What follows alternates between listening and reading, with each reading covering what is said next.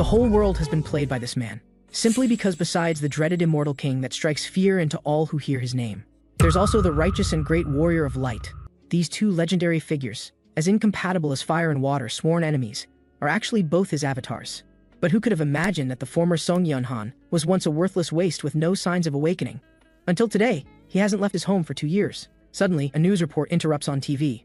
According to the reporter, a certain store suddenly experienced arson, and the arsonist is suspected to have committed random crimes as an awakener before being transported to another world. It turns out that starting from a certain day, humans would randomly awaken mysterious abilities, and would be forcibly transported to another world within 24 hours. To return to Earth, they must meet specific conditions.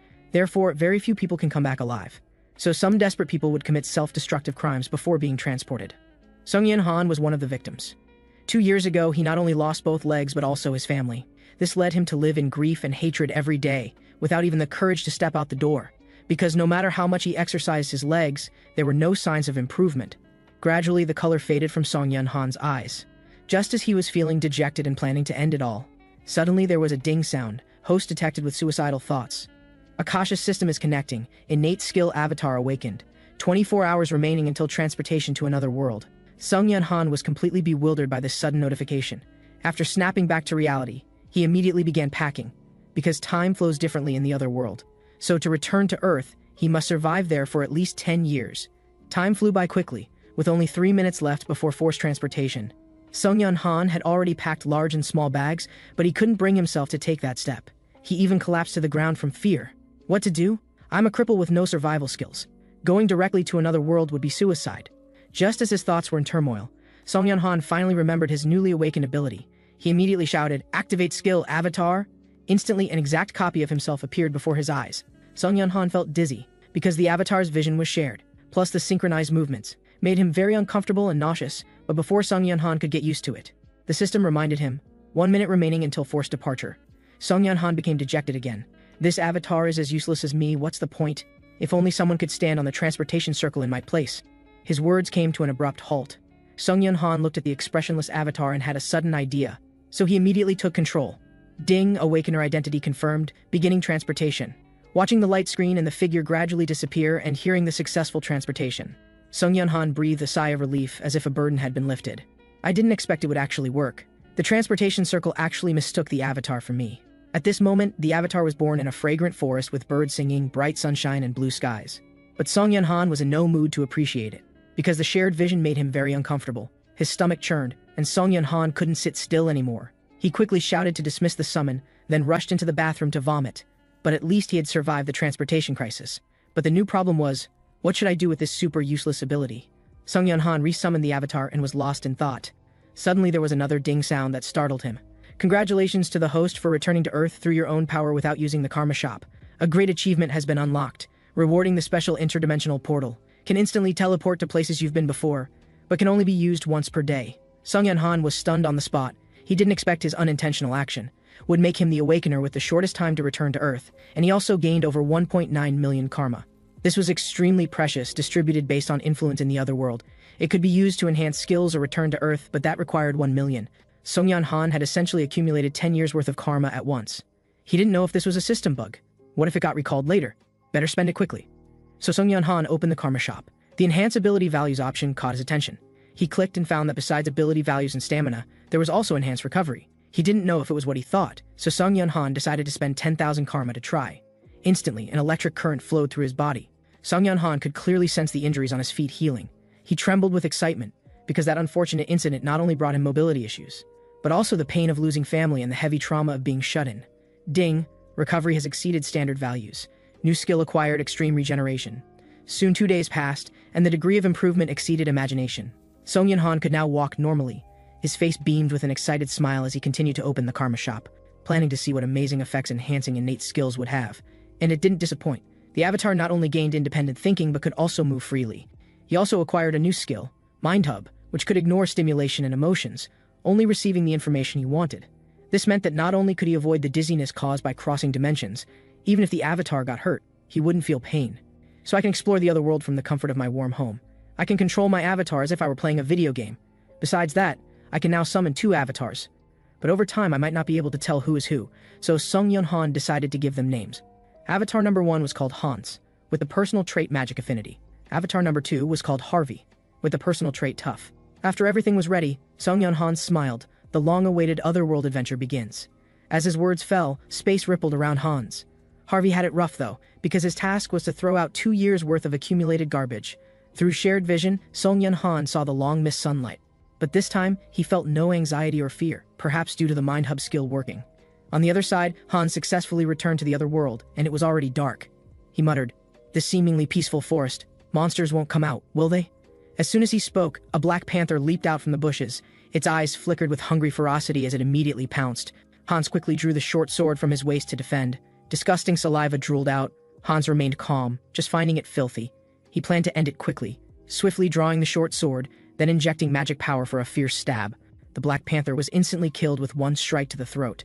Hans sat on the ground breathing heavily. Clearly his body was too weak and the fight was somewhat exhausting. But he didn't dare linger, worried the bloody smell would attract other beasts. So he quickly headed toward the distant village. Seeing an outsider, an old man enthusiastically approached. "Welcome, traveler. I'm Malcolm, the village chief. You actually crossed the monster forest alone in the dead of night. That's quite remarkable." "Just lucky," Hans smiled modestly and asked, "Can I stay in the village for one night?" "Of course, that's no problem. Life is about helping each other."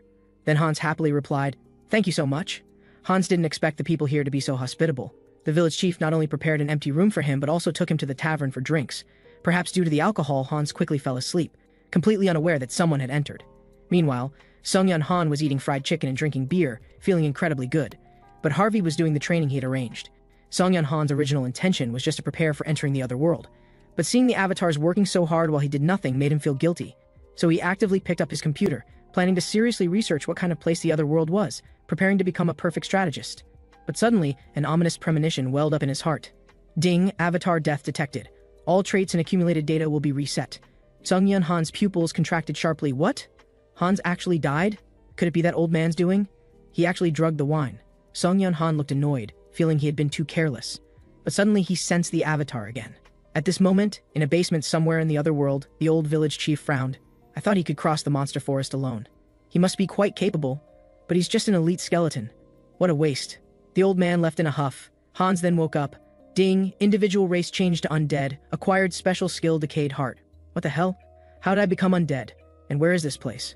When he saw the terrifying scene before him, Hans jumped in fright. Did those guys turn the entire village into undead? Yeah, suddenly a complaining voice rang out. How long do I have to stay in this godforsaken place? A young man walked in. Hans's heart skipped a beat. I saw this person last night. Could it be that everyone in the tavern was using black magic? As this shocking thought arose, the other party suddenly squinted and looked over. Hans was startled, thinking he was exposed. But the young man just waved his hand and muttered, "How do those guys work?" Hans couldn't help but breathe a sigh of relief, while noticing a force trying to control his movement. Although he could ignore this force through willpower, it was better to comply for now. The young man then muttered a few more complaints and left. Hans fell into deep thought. This force felt familiar, like when I was controlling the undead body. Could it be because of the magic affinity trait? If so, maybe I can control undead too.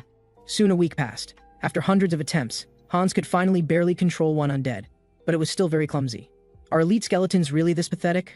Just as Hans was troubled, the annoying rat appeared again, and dared to bite his heel. Hans immediately caught it and put it out of its misery. Then he decided to try controlling a rat. Unexpectedly, he succeeded instantly, and it was incredibly smooth. This delighted Hans as he commanded, "Go, little rat. Use your ability to hear through walls." Hans controlled the little rat to shuttle through the dungeon. He saw that muttering young man again. He was curious about what was in other rooms, so he decided to follow. Instantly, a towering evil aura hit him. Even with Mind Hub eliminating emotions, Hans still instinctively felt fear. Then he followed the young man outside, who was complaining to his companion, "When will this end? I'm bored to death. And every time I get near that fragment of the immortal king, I feel my lifespan shortening." His companion was equally helpless. After Hans learned that thing was the fragment of the immortal king, just as he was about to go elsewhere to gather intelligence, suddenly a spike formed from condensed magic power instantly sprouted from the ground, piercing through his body. The old village chief slowly approached. So it was just a little rat, but it's full of black magic power. Could it be naturally occurring? Hee, today should be Zephy's shift, right? The old village chief suddenly appeared with a friendly smile, startling the two men. Half an hour later, Zephy cursed as he kicked open the dungeon door. "Damn, old man, it's just a rat. What's the big deal? And what's sticking out there? Line up properly, didn't you hear?" Zephy irritably threw a punch, venting his anger. Gradually his expression became mocking. "Isn't this the arrogant uncle who resisted me before? You said if I dared touch your family, you wouldn't let me go, right? Say it again now. Oh right, I think I cut out your tongue. Sigh approximately how boring. The most fun was when I slaughtered the villagers. Just as the young man was gloating, suddenly the undead he had humiliated went mad and bit him. Instantly Zephy's shoulder bled profusely as he fell to the ground in terror, commanding, "Stop!" However, the other party kept approaching step by step. Seeing this, he had no choice but to fight back. But then another undead moved, pinning him down firmly. Those hollow eyes now filled with venomous hatred. Instantly terrified screams echoed through the dungeon. Han silently watched all this. He murmured, "The victim's revenge play is about to begin." The scene shifted to a young man arriving at the village entrance, saying he came to find his brother. "Two guards," said the person left not long ago, their attitude firm, clearly not wanting to let him in. The argument soon alarmed the old village chief, who thought something serious had happened. But when he saw the young man being blocked, he was dumbfounded. Harvey said innocently, "Village chief, I came to find my twin brother." Meanwhile in the dungeon, Hans had already infiltrated where the fragment of the immortal king was kept. He sighed, "Having another avatar at times like this is great. Thanks to Harvey dealing with that old man, I can easily get in here." So this is the fragment of the immortal king. It seems to be absorbing the black magic power of the surrounding undead. The people here all look quite strong. The place I was in before must have been where they kept the defective skeletons. Tisk tisk, how annoying. How can it be so picky about food? Now I'll let you taste what defective goods are like, Hans sneered. Instantly terrifying evil power erupted. The old village chief was originally happy that another big fish had delivered itself to his door, but the next second his face changed dramatically, seeming to sense the fragment of the immortal king's anomaly. He immediately turned into a ghostly shadow and rushed toward the dungeon, not forgetting to order his subordinates to kill in silence. The two guards reacted quickly too, but when they drew their weapons they found Harvey had already vanished, at this moment in the dungeon, as Hans embedded the fragment of the immortal king into his chest. Instantly, countless resentments and negative emotions surged forth. Hans clutched his head in pain. Fortunately, with MindHub's assistance, he finally overcame the erosion through sheer willpower. Ding, the fragment of the immortal king's black magic power has fused with the individual. Race evolved to immortal wizard demi-lich. Acquired special skill sinister wisdom, granting absolute understanding and ability with black magic. At this moment, Hans's aura underwent a qualitative change, his pupils emitting an eerie glow. The guards at the door were still oblivious. Suddenly, a sharp voice exploded in his ear. "Fuyan, don't you know someone has infiltrated?" Hearing the old village chief's telepathic message, the young man looked confused. "Master, there's no anomaly here. Stop talking nonsense. Quickly check the fragment and notify Zephy." "Understood." Fuyan immediately shouted into the prison, "Zephy, quickly go check the fragment." However, he didn't hear the expected response after a long while. Moments later, a dark figure slowly approached. Fuyan thought it was Zephy and immediately scolded, "I called you just now. Why didn't you respond?" But when he saw the figure's face clearly, he was dumbfounded. Hans's voice slowly rang out, "Hello, quite surprised, aren't you?" Fuyan's pupils contracted sharply, his face full of disbelief. But before he could figure out why the undead could speak, bone-white claws had already reached through the door gaps. Fuyan instinctively cast magic attacks, but this instead destroyed the iron door, causing the undead to surge out like zombies, surrounding and overwhelming him. Hans slowly walked out of the darkness, a ghostly flame dancing in his palm. He didn't know if it was thanks to sinister wisdom, but he inexplicably knew how to use black magic. Instantly, flames shot skyward with deafening explosions. Hans successfully fought his way out. He gave the undead an order, kill everyone in the village without mercy. The battle immediately began. Suddenly, a skeleton crashed heavily at Hans's feet. He looked closely and saw it was the village chief who had arrived too late. At this moment, his expression was extremely angry. "What did you do to the fragment of the immortal king?" Hans smiled when he heard this. "Village chief, you personally dug out my heart, so naturally I had to install a new one." The old man's expression instantly became twisted. "You actually fused the fragment of the immortal king into such an inferior body. Unforgivable. Die, finger of death." As he spoke, eerie black lightning struck rapidly. Hans's left arm was instantly shattered. He couldn't help saying, "Old man, I haven't finished talking yet. Sneak attacking like this is very rude." "Shut up. This past year I've devoted all my efforts to repairs, and I was about to gain immense power. But it's all because of you. Die, dark spikes." Instantly, sharp poisonous vines burst from the ground. But Hans wasn't injured because a magic barrier was tightly protecting him. At the same time, he quickly saw through the vine structure and easily broke through the constraining cage. The old village chief didn't take it seriously at first, but when he witnessed Hans easily neutralizing his attacks, his face grew increasingly grave. Suddenly, a vine at his feet grew and writhed, transforming into a sharp blade aimed directly at his face. Fortunately, the old village chief reacted quickly and cast defensive magic. However, after just a few breaths, several cracks appeared in the barrier. The old village chief was shocked. Is this the power of the fragment of the immortal king? This guy's use of black magic is abnormally skilled. Can't waste any more time. Oath of Annihilation, activate. As the old village chief's words fell, the black mages who were fighting the undead suddenly turned pale. Their eyes became hollow as their souls were drawn out by a mysterious force, finally floating toward the old village chief, forming a sinister crown. Hans couldn't help but frown. Don't you feel ashamed ruthlessly extracting other souls to enhance your power? It's all because of you. The old village chief's face was hideous, tainted flame of the soul. But before he could finish speaking, a sharp pain suddenly came from his chest. Hans's mocking laughter rang out. You talk too much. Remember not to shout useless skill names in your next life. The old village chief fell heavily to the ground, full of confusion and unwillingness never to move again. Hans looked up at the sky and murmured, Little rat, did you see? I've already avenged you. Meanwhile, thousands of miles away in the holy city, the saint who was praying suddenly trembled. She immediately sent for a meeting. At first, Bishop Martin was curious about what had happened, but when the saint said she sensed the aura of the undead in the west, his face changed dramatically, not daring to delay. Riesta's face was equally grave. I didn't expect the immortal king who caused continental panic hundreds of years ago to revive. No, I absolutely cannot let that happen again this time. On the other side, after Hans reattached his severed arm, he planned to subdue the black mages as military force. Because in this battle, the undead army was almost completely damaged. As Hans chanted incantations, the corpses actually floated up slowly. He thought he could succeed in one try, but unexpectedly failed. However, Hans didn't get discouraged. After multiple attempts, he quickly got the hang of it. Only the old village chief remained. Hans smiled maliciously, planning to create an undead that could retain its soul for convenient intelligence gathering. But he discovered the dead old man had no soul. Hans opened the village chief's chest and found a magic mark. He quickly guessed the reason. It must be that the organization behind the village chief, to prevent information leaks, had extracted his soul in advance. Fine, if that's the case, I'll create a high-level undead with self-awareness and combat ability. As Hans slowly chanted the incantation, after several breaths, the old village chief's hollow eyes became sharp, especially those eerie pupils that made people shiver, but upon seeing Hans, he immediately became respectful. Hans looked him up and down and felt very satisfied. He had been coveting that staff for a long time, Malcolm. You understand what I mean, right? The old village chief hesitated for only a few seconds, before a hard slap struck him. After eliminating all the black mages, Hans discovered a large amount of gold, silver, and jewels. This delighted Seonghyeon Han immensely. After checking today's gold prices, he immediately activated avatar summoning. With a whoosh, Hans instantly appeared in the living room. The cold, powerful aura hit him, almost suffocating Seonghyeon Han. He quickly shouted to dismiss the summon. Only then did he feel much better. Seonghyeon Han breathed a long sigh of relief. Thinking that perhaps Hans's power had increased too rapidly, he needed to enhance his skills. So he opened the karma shop and found his account had gained over 300,000 more, just enough for one skill enhancement. Ding, innate skill growth, the number of avatars you can possess has increased.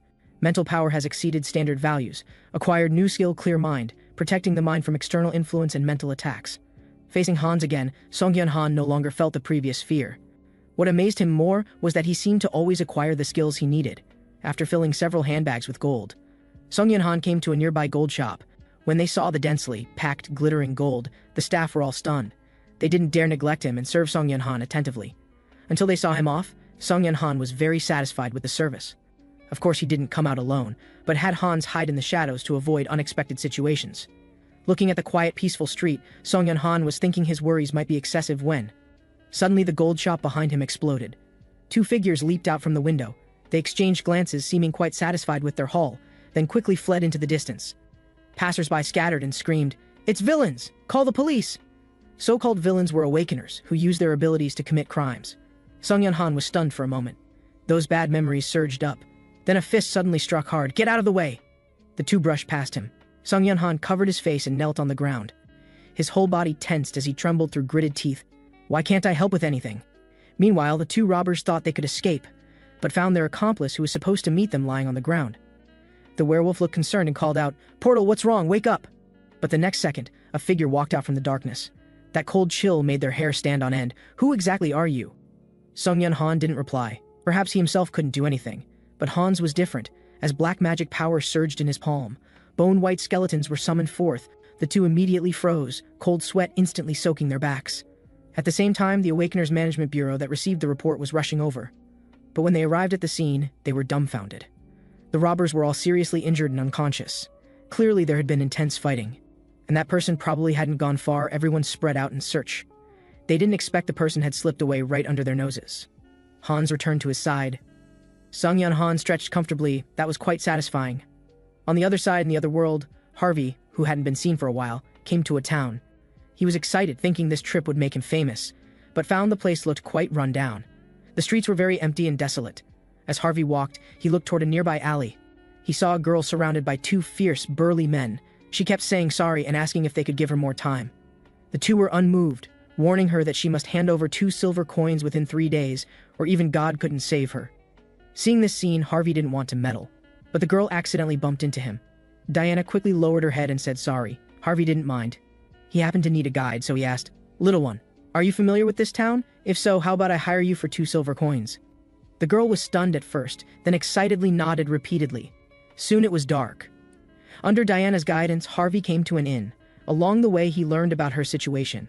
The girl's parents died early. To shoulder the responsibility of caring for her brother, she had been doing odd jobs everywhere. Harvey paid Diana in advance and told her to come find him first thing in the morning. Then Harvey went to rest, not worrying at all that the girl would take the money and run. He'd just consider it a good deed. However, whether it was because the bed was too hard or being in a foreign land, Harvey couldn't sleep normally at all.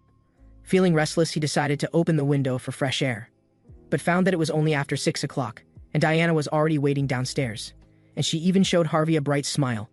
The scene shifted to a breakfast shop. Harvey was yawning, telling the girl she didn't need to come wait for him so early in the future. "Okay, uncle." Diana was eating with relish. Harvey's mouth twitched. "Do I look that old?" The girl quickly changed the subject, asking if Harvey was going to eat this. He shook his head. Diana immediately happily put the bread in her pocket. This small city was called Azantu, belonging to the kingdom of Talia in the western part of the continent, although it looked like an ordinary medieval town. This symbol was painted everywhere, and the printing didn't seem to use paint. Just as Harvey was pondering, Diana suddenly spoke. "Uncle, you had deer soup yesterday, didn't you?" Harvey was startled. "How do you know?" "Because I have a very keen sense of smell." Harvey looked surprised, then asked, "What was that symbol just now?" "That's the symbol of the Varkalak organization. They control this street." As Diana spoke, she suddenly stopped. Harvey was puzzled. What's wrong now? The girl first sniffed strangely, then excitedly said, "It's the smell of freshly baked bread. Uncle, since you're visiting here for the first time, you must try it." Harvey thought it was nothing and looked speechless. "Didn't you just eat your fill?" However, he didn't notice there was a faint bloody smell in the air. Soon several more days passed, but Diana disappeared. The just awakened Harvey looked worried because she had never been late. Then 2 familiar figures approached. "Hey, little brother, what are you doing? Tell us if you need anything." Harvey didn't expect what was coming would still come. He immediately took out some silver coins respectfully. "You two, please accept these. I hope they can help with maintaining order." The two didn't expect Harvey to be so sensible and decided not to trouble him anymore. Harvey also noticed the familiar tattoos on their bodies. He was curious why Diana was so afraid of them and even warned him not to go near those alleys. "Hey, big brother, why did we have to catch that little brat? How should I know? Just follow orders." Harvey's heart trembled. Could the little brat they caught be Diana? Thinking this was possible, Harvey immediately called out to the two. The 2 thugs turned around in displeasure. Harvey gritted his teeth. "Whatever, momentum is most important at times like this. Anyway, if there's danger, I can immediately dismiss the summon." He was about to speak, but a familiar voice came from behind. "Uncle?" It was actually Diana. Harvey was dumbfounded, and the 2 thugs behind him were also smiling menacingly. "Little brother?" Harvey turned around stiffly, finally escaped the ordeal at the cost of his wallet shrinking significantly. He loudly questioned, "Why were you so late? Do you know how much money I spent looking for you?" However, Diana was choked up. "My brother is missing. Because of the food you gave me, he could finally eat his fill recently and became much healthier, but I just couldn't find him no matter how I looked." Seeing the girl didn't seem to be lying, Harvey remembered what the thugs had said and told Diana. She immediately broke down. "Why is this happening?" Harvey wanted to comfort her, saying, "Don't worry too much. If they want ransom, I'll help you pay." But Diana shook her head frantically, saying they didn't take Aaron for money, but for his blood. Because this city was a vampire's granary, all organizations including Varkalak were managed by vampires. Even if they escaped the town, no one could survive. Diana cried in despair, as if she had already seen her fate. However, a pair of warm hands appeared like hope. "Cheer up a bit, Diana. Do you know where those guys took your brother?" Harvey's eyes were determined. Facing the girl's worried gaze, he smiled confidently. "Don't worry, Big Brother is best at dealing with those bad guys." Meanwhile, the village where Hans had stayed before was shrouded in an eerie blood-red glow. A figure stood on the rooftop, looking at the debris everywhere. This person murmured to himself, "What a pity. I originally wanted to steal it after the fragment of the immortal king was completely repaired, but someone beat me to it. Although I don't know who it was, I still have their location." This person had an extremely pale face and a pair of eerie red vertical pupils. It was the vampire Harvey had heard about. At this moment in a tavern, a Varkalak member curiously asked, You two are deep in debt. Where did you get money to treat people to drinks? The bald one didn't hide it, saying he had just extorted a foolish outsider. As soon as he finished speaking, the door was violently kicked open. The member was about to get angry when Short-Hair gestured for him to sit down, then mockingly patted Harvey's head, introducing, "This is the outsider we extorted. Look, he's come to give us money again." "Really? Ha ha." Wanton laughter echoed continuously, but no one spoke up for the guards outside. Finally, Harvey spoke. "I'll only ask once. Where did you take the child you mentioned before?" Short-Hair's face instantly darkened. "Giving you face and you dare act so arrogant? Don't you know who we are?" But before he could finish, a cold light flashed. Harvey's hidden dagger had precisely pierced his throat, blood spurting out. Harvey's voice was full of anger. "Who are you? Just a bunch of garbage scum." He took out one first. With his tough and extreme regeneration skills, Harvey immediately twisted the blade and charged at the other two. The others quickly dodged left and right. One of them crouched down trying to attack Harvey's abdomen, but found the knife couldn't penetrate. He panicked. Before he could react, his head was struck hard by the knife handle. Harvey sneered, "Didn't expect I was wearing armor, did you?" The remaining bald man tried to sneak attack from behind, but was easily blocked by a magic barrier. Before he could be shocked, the dagger had already pierced his chest. "How do you even have magic items?" The bald man said his last unwilling words, and fell to the ground motionless. Harvey thought it was over, but there was a large group of thugs upstairs who heard the commotion and came down. When they saw several companions lying in pools of blood, their originally lazy expressions were instantly replaced by anger. Seeing this, Harvey wished he could slap his crow's mouth. But fortunately, he had brought many magic items. After an intense battle, Harvey finally took out everyone. He pulled out the blade stuck in his body. The wound quickly healed under extreme regeneration. Harvey stepped on the last survivor's face. "Where did you lock up the little boy you caught today?" Do you think I'll obediently tell you?" The thug was not only stubborn but also threatened. "My master will arrive soon. You'd better let me go, or you won't even be able to keep a whole corpse." Seeing that the opponent was still so arrogant even on the verge of death, Harvey immediately gave him a fierce beating. The tavern instantly echoed with blood-curdling screams. Later, in the small attic on the top floor, Harvey finally found Diana's younger brother. At this moment, the boy was curled up on the ground, trembling all over from fear. Harvey quickly comforted him softly. "Don't be afraid, I was sent by your sister to save you." Only then did Aaron realize that the person who came in wasn't a thug. He asked uncertainly, "Do you really know my sister?" Harvey nodded. "I'll explain later, let's get out of here first." Just as Harvey was about to get up, a cold voice came from behind. "Who are you to dare mess with my food in my restaurant? Are you from the Vow of the Abyss or the kid's brother?" Seeing it was a vampire, Harvey's heart jumped, but he quickly calmed down. "I'm just an outsider being extorted by your subordinates. I just happened to encounter him and helped out." "Is that so? How boring. But I still prefer eating little boys, so you can die now." With that, the vampire immediately launched an attack. Masses of blood came attacking like tentacles.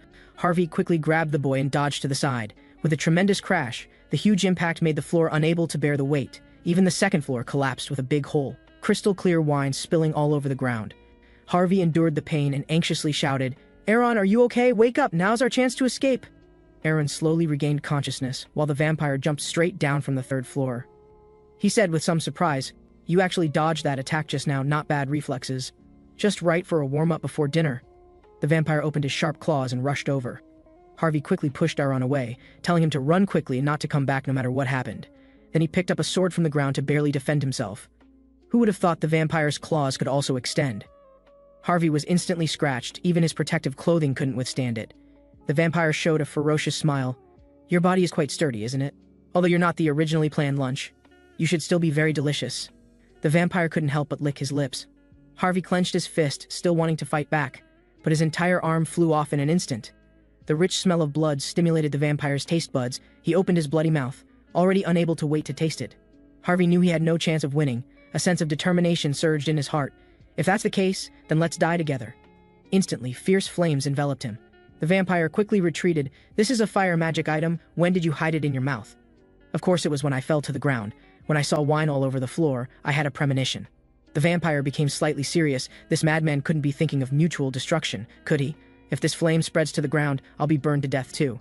But his inherent arrogance soon calmed him down, especially in the face of absolute strength. He believed he could easily handle this human in front of him and prevent tragedy from happening. However, Harvey didn't play by the rules at all. He violently headbutted the opponent's temple. The vampire's brain instantly rang, and he fell to the ground. When he came to his senses, it was too late. He wanted to beg for mercy in terror, but Harvey resolutely ignited the wine. With a tremendous boom, flames shot up to the sky, deafening explosions echoed. The entire tavern was engulfed in raging fire, illuminating the whole night. Outside, Aaron returned to his sister's side. Diana looked at the tavern with flames reaching the sky. Her pupils suddenly contracted, screaming heartbreakingly for Uncle. Unfortunately, Harvey couldn't hear it. He lay in the sea of fire with some pride. He didn't expect his life to be more tenacious than a vampire's anyway. The mission to help the unfortunate girl was completed. Harvey's eyelids gradually became heavy until he could no longer support them. Ting, Avatar Harvey has died. Resurrection time is 7 days. 1 day had passed since that great fire.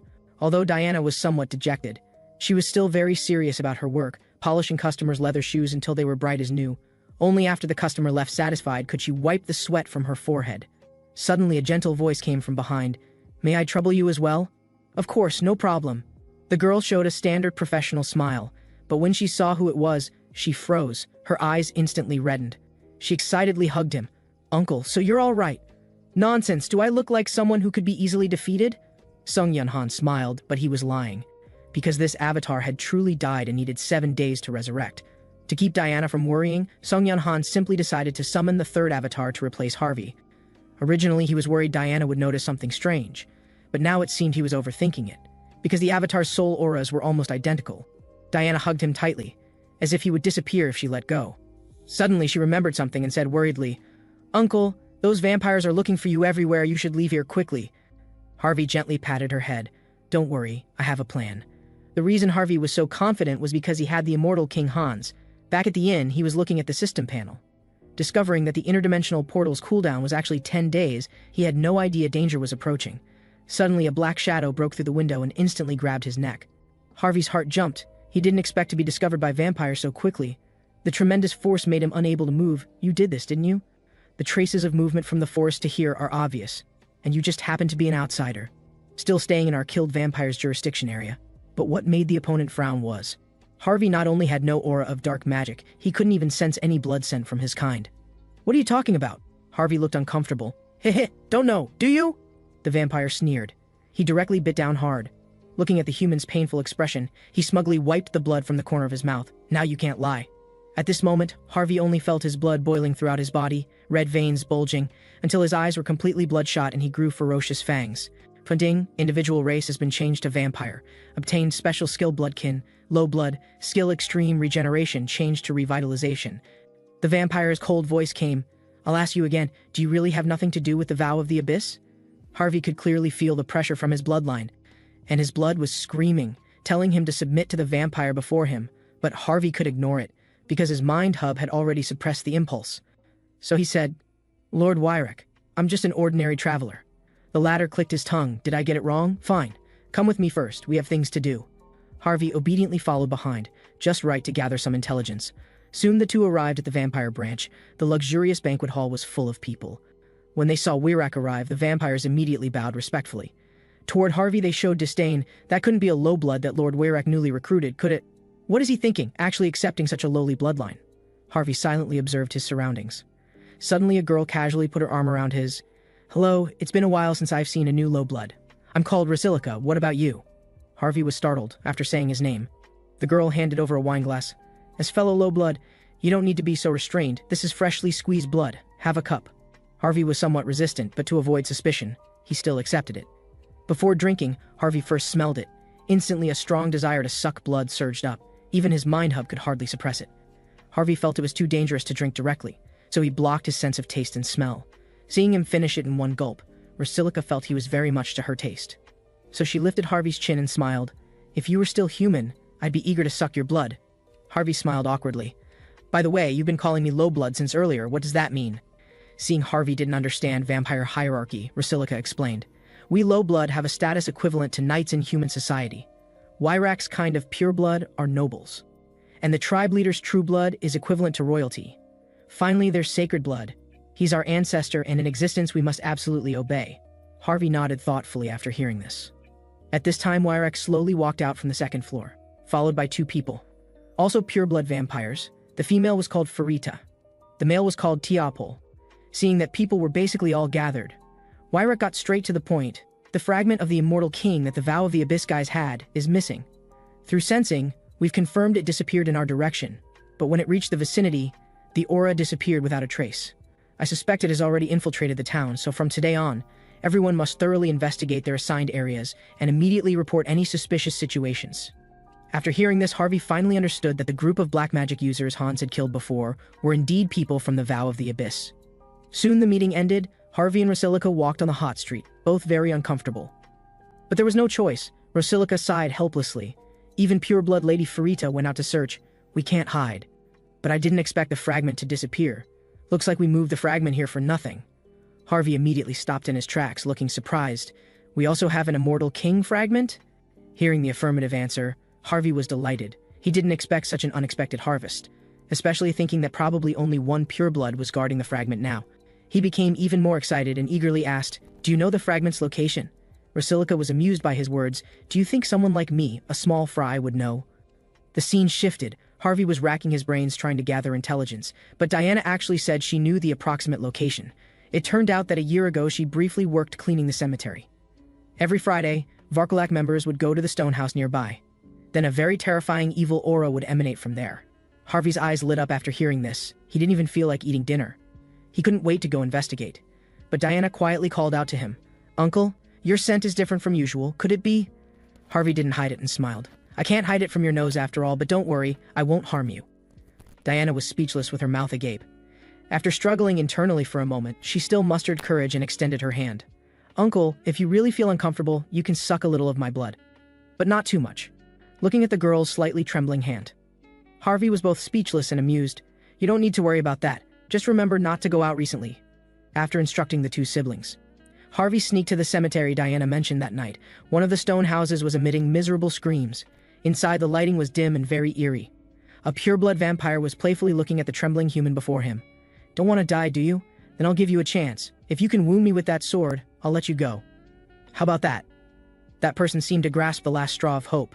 Without hesitation, he gripped the sword in his hand and rushed forward. The vampire clicked his tongue. "I haven't said start yet." Blood mist condensed in his hand. Blood threads shot out from within, tightly binding and pressing the young man against the wall. Then they turned into parasites and began frantically sucking the young man's blood, until that person became a dried corpse, no longer showing any signs of life. Tisk, so boring. "Quickly clean up this waste and go find the next sacrifice." "Yes, my lord." The servant was just about to remove the corpse, but was blocked by several shadowy figures through the blood mist. When he saw clearly they were several skeletons, the servant was scared and fell to the ground. The vampire looked over with disgust. How did these filthy corpses get in? "Everyone, attack and clean up these disgusting things." The vampire gave orders, completely unaware of the black shadow approaching him on the ground.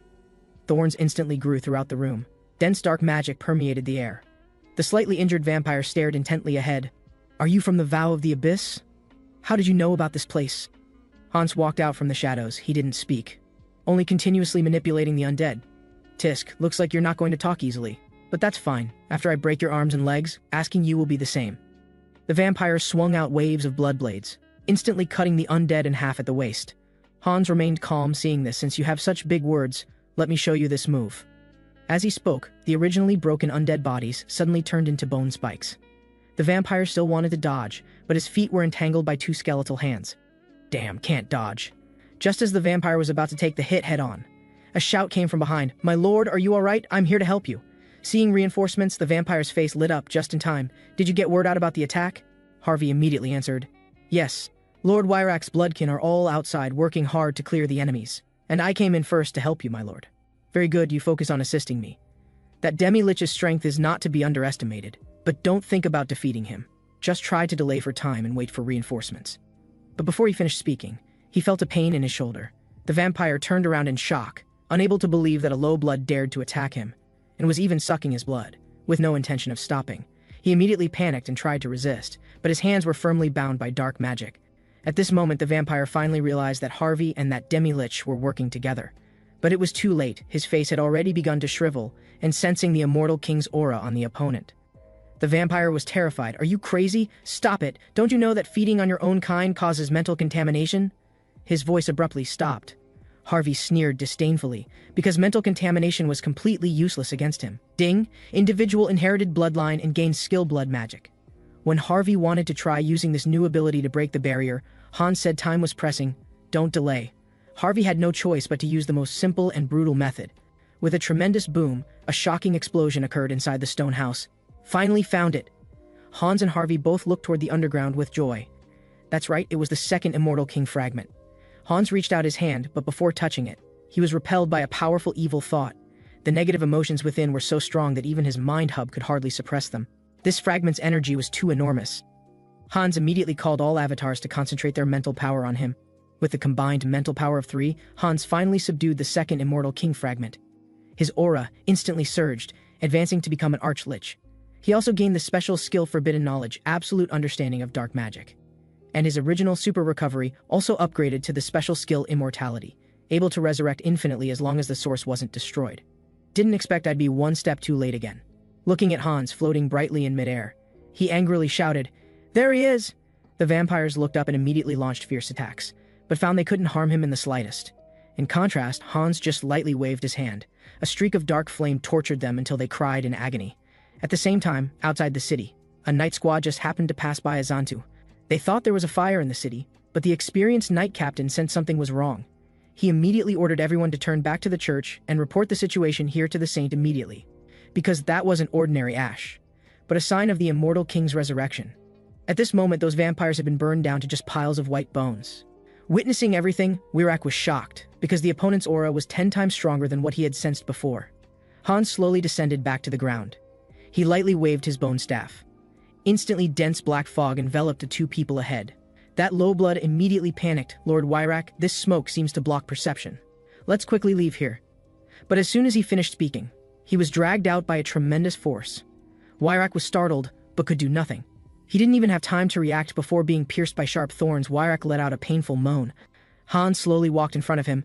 "Your strength is indeed stronger than other pureblood, but even so, you're just a sack of blood." Wirak gritted his teeth and asked unwillingly, "You actually completely absorbed the Immortal King fragment. Such powerful evil thoughts. How could you alone withstand them? Why ask so much nonsense?" "Of course it's because we're the same person." A familiar voice came from behind. Wirak immediately felt a pain in his shoulder.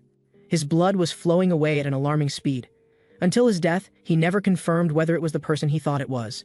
Ting. Individual growth conditions met. Bloodkin low blood evolved to pure blood. Feeling the power in his body increase several times. Harvey grinned. "Sure enough, feeding on the same kind makes you grow faster. Just wait, vampires, I'm going to devour you all." On the other side, after learning of Wirak's incident, the remaining vampires at the branch quickly evacuated. Young Rasilica looked nervous and helpless.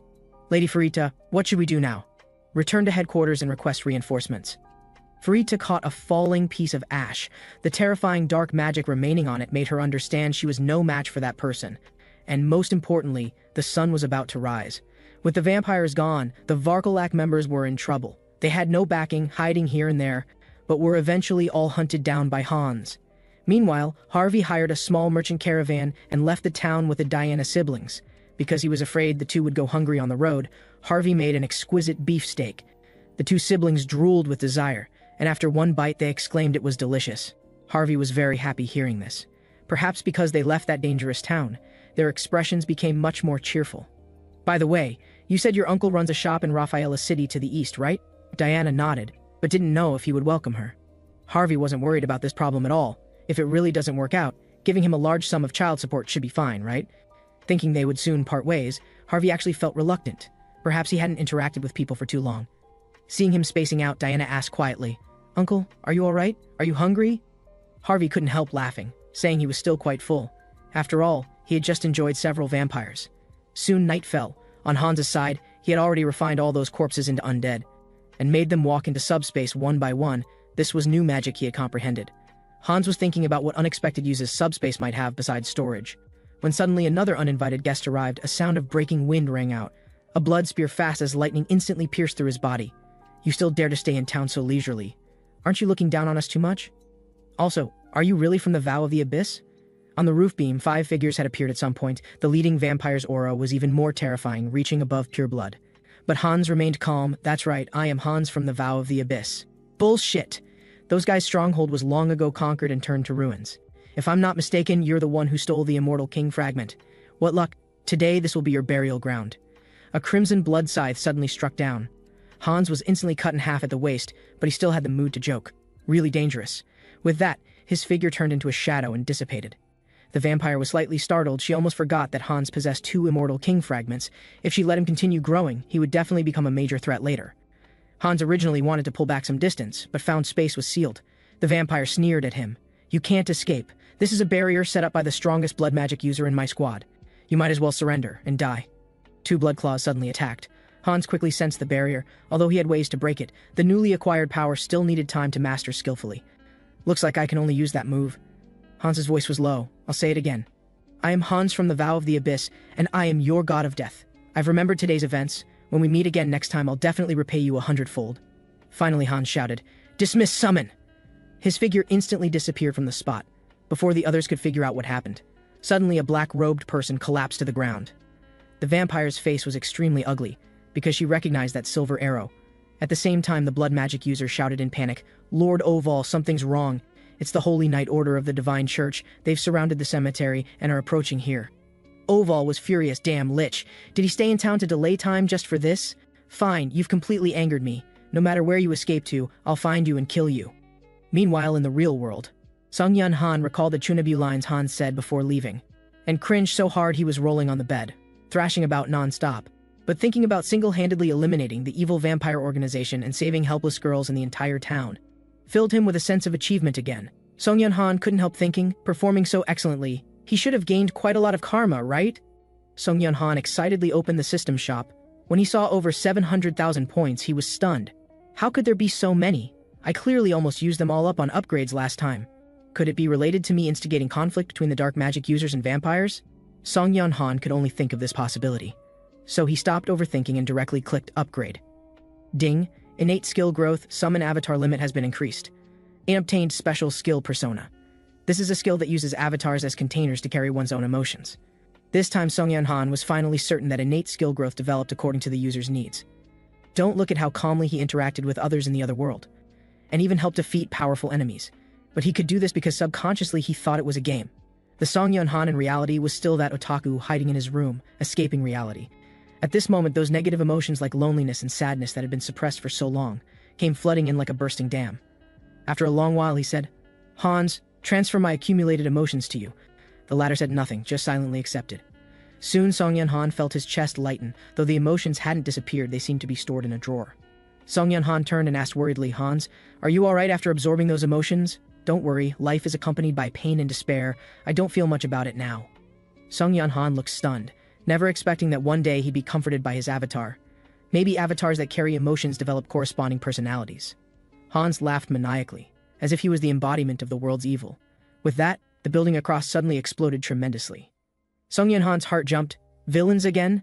This is the city center, they're getting more and more brazen lately. But it's none of my business, the Awakeners Management Bureau should handle it. However, Hans looked at him seriously. "Do we need a reason to eliminate evil forces?" That gaze seemed to penetrate the heart. Seonghyeon Han's heart shook. That's right, he was just subconsciously avoiding it. Actually, he wanted to eliminate those villains more than anyone, but didn't have the courage, so he kept making excuses. But Hans was different. He took out an evil-looking mask and put it on his face, his aura surging as he said, "When worldly order shakes and chaos comes, lawless people run rampant, but from now on I am their law." With that, Hans's figure instantly appeared on the opposite rooftop. From 40 to 50 meters high, the conversation between two people below clearly reached his ears. "Damn it, how many attacks is this now? That group has been unstoppable since forming an organization. When will our manpower be replenished? Didn't expect the villains had already formed a force." Hans, who arrived a step late, felt slightly regretful. But leaving empty-handed would be disappointing, so he raised his hand, and instantly several eyes condensed and flew in all directions. They would become Hans's eyes in the darkness, finding those hidden sinners. Soon Hans saw dark scene after dark scene. Some were bullying the weak, using others' mouths as ashtrays.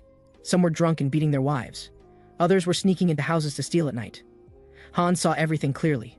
Although they weren't the villains he was looking for, he still wanted to punish these scum, carving fear deep into their souls, leaving indelible trauma, and making them remember that if they dared harbor evil thoughts again, they would surely see him again in the darkness.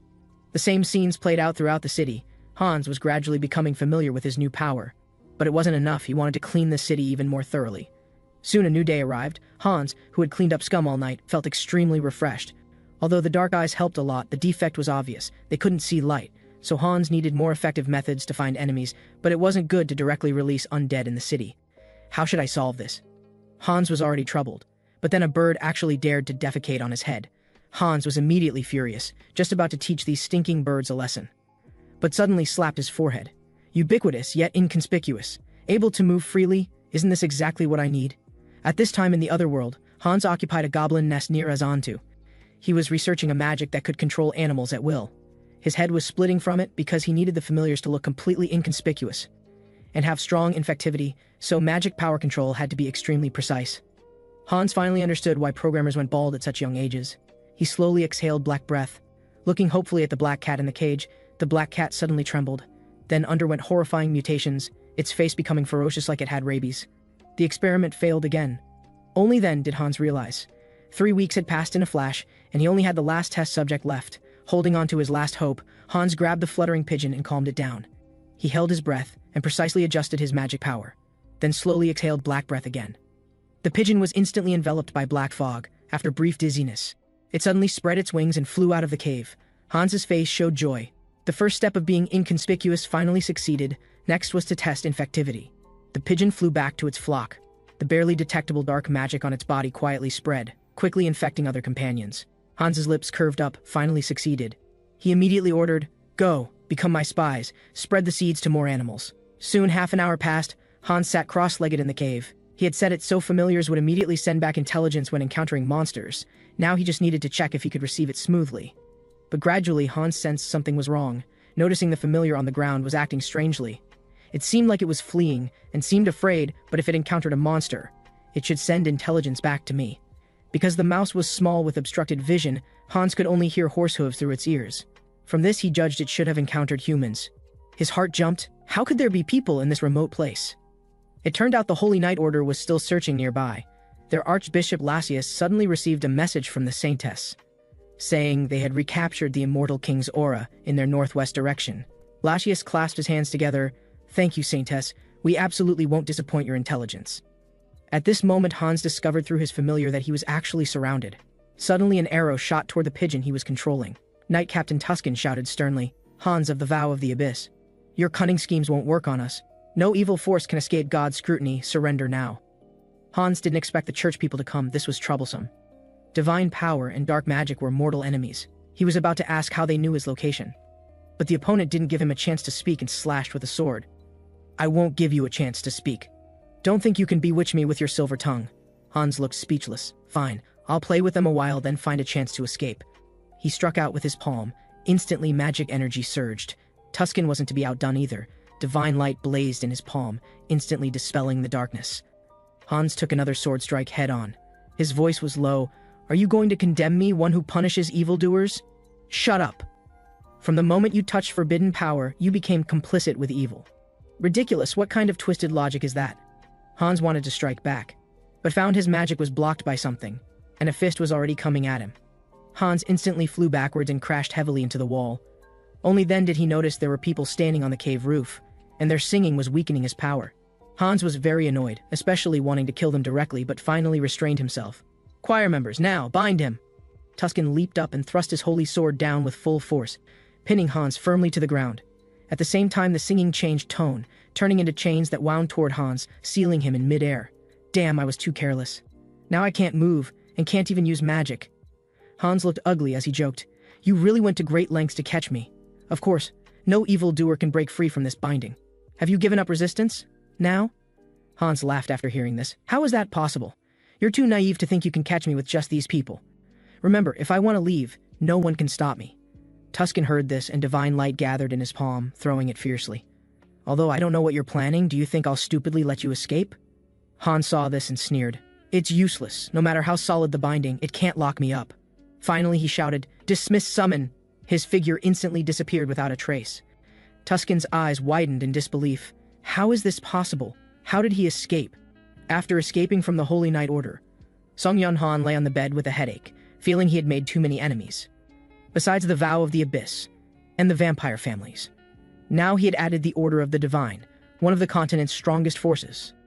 Seonghyeon Han suddenly realized that the reason he had gained so much karma before was actually because he had attracted the hatred of all the major forces across the continent.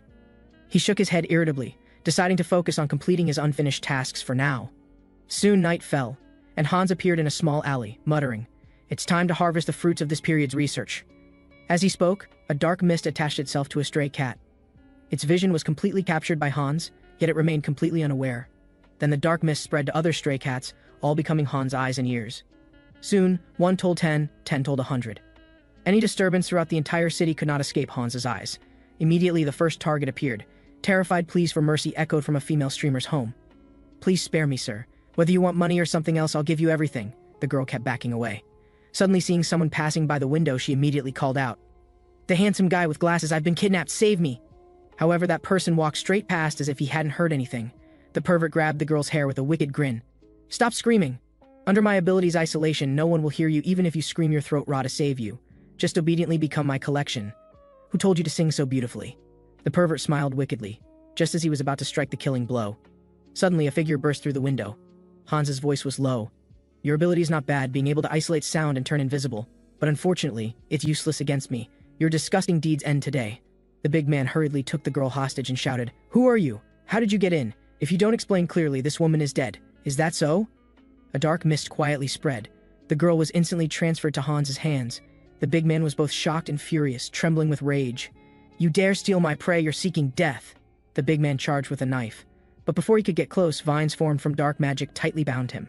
Hans approached step by step, looking at your attitude when speaking. "You must have done this more than once or twice. Let me see just how deep your sins run." Hans pressed his head and activated the soul-searching technique. Dark magic, echoes of the dead. Instantly, scene after scene of cruel images appeared before his eyes. Hans clicked his tongue. "So you're a serial killer? Then there's no need to look further. Death penalty it is." His thumb applied force. The big man instantly had a hole in his forehead, blood flowing from all 7 orifices as he suffered in agony. Hans sighed. "Someone like you can hardly find salvation even in death. I happen to need an undead I can command on Earth, so I'll refine you." Hans raised his hand as demonic energy surged, and soon it was complete. He made the medium undead ghast enter the subspace. Then he looked at the unconscious girl on the ground. Hans couldn't be bothered with cleanup and called the police. Soon this place was sealed off by the Awakeners Management Bureau Crime Investigation Division. After reviewing surveillance, examining the scene, and questioning the girl, an officer reported, "Team leader, it's confirmed. This is the serial killer we've been desperately searching for. He was killed by a mysterious person wearing a mask. Although we couldn't find the body, the blood on the ground tested positive for large amounts of dark magic. And that mysterious person left a message on the wall." Hanchiol Park thought it would be some important intelligence, but when he looked, his mouth twitched. "Death penalty executed." What does he think the law is? Just some guy who thinks he's playing hero games because he has a bit of power. "I bet the culprit is either some brat or a lunatic," Park muttered to himself, completely unaware that Hans was on the rooftop, silently watching everything below. Soon a night passed. Inside the Returners Association branch, a neatly dressed female secretary knocked on the door, but there was no response from inside. Only snoring sounds came through. She walked straight in with an exasperated expression. "Miss Jun, wake up quickly. The Awakeners Management Bureau is requesting our assistance." The latter took the documents while fighting off drowsiness. She didn't expect that jewelry store capture case to be connected to the serial murder case. Jun saw the description of Hans's characteristics, but her eyelids grew heavier and heavier, so she simply gave up and sighed. "Security is so bad now, and the higher-ups still won't give us more manpower. I want to hand all cases over to that guy." The female secretary was startled. "What are you talking about? That guy has killed people." Ji-yoon said irritably, "What I mean is, since he's so capable, as long as we put him on a leash and manage him properly, he could definitely become a great dog." The secretary said unhappily, "Stop daydreaming and handle these documents first." When Ji-yoon saw the small mountain of documents piled on her desk, she immediately broke down. Meanwhile, Han Seonghyeon was in an excellent mood. Because Hans had not only eliminated the killer last night, but also taught some thugs a lesson, planting curses of intimidation on them. The next task was to investigate the villain organization. Han Seonghyeon didn't need to arrange anything, Hans would go do it himself. At the same time, Harvey and Dina finally arrived at Rafaela City. When their uncle learned of their ordeal, he was immediately heartbroken. Seeing the genuine emotion displayed, Harvey felt reassured. Soon the man bowed to thank him. Harvey waved his hand. "It's nothing major." Dina knew they would soon part ways and immediately hugged him tightly with reluctance. "Uncle, thank you so much during this time." Seeing her eyes red from crying, Harvey couldn't help but smile. "It's not like we'll never see each other again. I'll come visit you often. You must be obedient, okay?" Dina nodded and said, "Uncle, I always feel like your personality is changing. I'm worried." Harvey was startled. "Is that so? Could it be the influence of the persona?" It turned out that after Han Seonghyeon transferred negative emotions to Hans, he also gave silence and deception to Harvey, causing his personality to be more calm and composed now. Finally, Dina asked, "Uncle, where are you planning to go next?"